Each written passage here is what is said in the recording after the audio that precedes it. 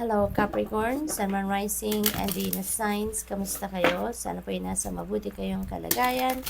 Welcome back po sa Star Tarot. Kung bago kayo rito, welcome din kayo. Thank you sa inyong support. I truly appreciate it. God bless you all, Capricorn. Pauna mensahe po ninyo ay Seven of Cups. Ayan. So, may mga opportunities, iba't ibang klaseng opportunities coming your way, Capricorn, at this time, at kailangan ninyo na makinig kayo sa inyong intuition para mapili, makita ninyo dito kung alin yung best para sa inyo. You may also need some investigating, no? Alamin ninyo, no? Kung alin ang mga options dito na best para sa iyo, okay? What else? We have the Hierophant. And so, siguro ang iba sa inyo is a teacher, no? Possible na kayo ay mentor, life coach, spiritual guide, no? Spiritual counselor, mga ganon. And the people are, reaching out to you para humingi ng advice, humingi ng guidance, yung mga ganon. Maybe you are really imparting your knowledge, no, with other people. Nag-i-inspire kayo na maraming tao.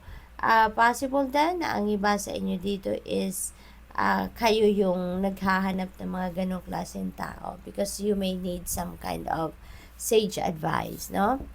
What else? We have the High Priestess. And speaking of listening to your intuition, ito nga ang sinasabi nito, tune in talaga to your intuition and even to your dreams, no? Pay attention to it kasi may mga insights, inspiration, guidance na pinapadala sa inyo ang universe para nang sa gayon ay magabayan kayo sa mga desisyon na gagawin ninyo. Magabayan kayo sa pag-navigate ng inyong mga sitwasyon sa buhay sa ngayon.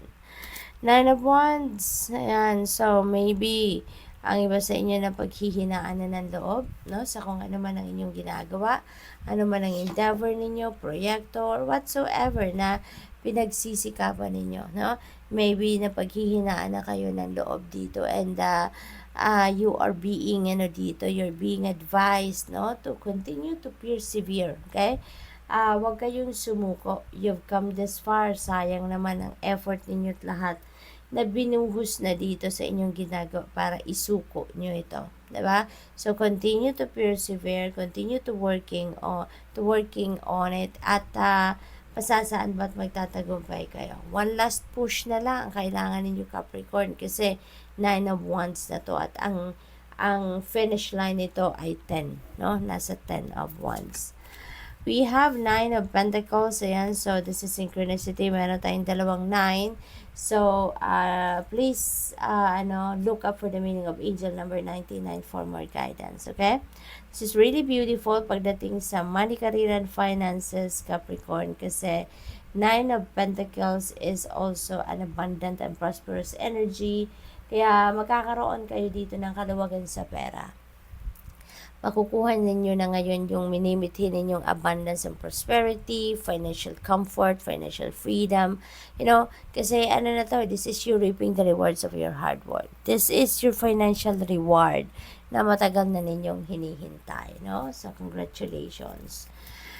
We have Queen of Wands. Ayan. So, meron kayong mga sinet na sa isip ninyo na gagawin, no? And sa ngayon, you're really going to take action towards that. Gagawin na ninyo ang lahat ngayon para marating ninyo ang tagumpay, para ma-achieve ninyo ito, para ma-reach ninyo, kumbaga, yung success ninyo dito sa kung ano man ang bagay na to na minimithi ninyong mangyari. Okay? So, the determination is there, focus is there, drive is there. Okay, Capricorn? We have 4 of Pentacles. Ayan, Capricorn, this is reminding you, no? To manage your money wisely. Okay? Maaari din na ang iba siguro sa inyo kasi extremes, no? Baka kung hindi save kayo na save at nahihirapan kayong maglabas ng pera, baka gastos naman kayo ng gastos at nahihirapan din kayong makapag-save. So, That is possible, no? Maaaring ganun ang nangyayari dito for some of you, Capricorn, okay? Probably din ang iba sa inyo dito is making sure, no, na makapag-establish kayo dito ng financial security and stability for the long term. Maaari din na you're saving for your retirement, saving money for future big purchases, no, or baka saving money para doon sa mga pangbayad, no, sa kung inyong mga financial obligations.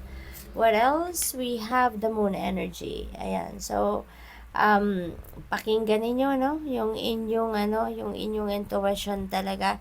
Paulit-ulit mga mensahe sa inyo. No? So, siguro marami kayong guidance, no?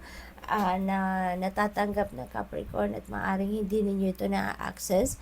It could be through your dreams, could be through your intuition. Baka meron din mga signs, symbols, and synchronicities na binibigay or pinapadala sa inyo. Kaya, be on the lookout for that. Please look for it. Okay? Look for it. Pakinggan ninyo ang inyong gut instinct.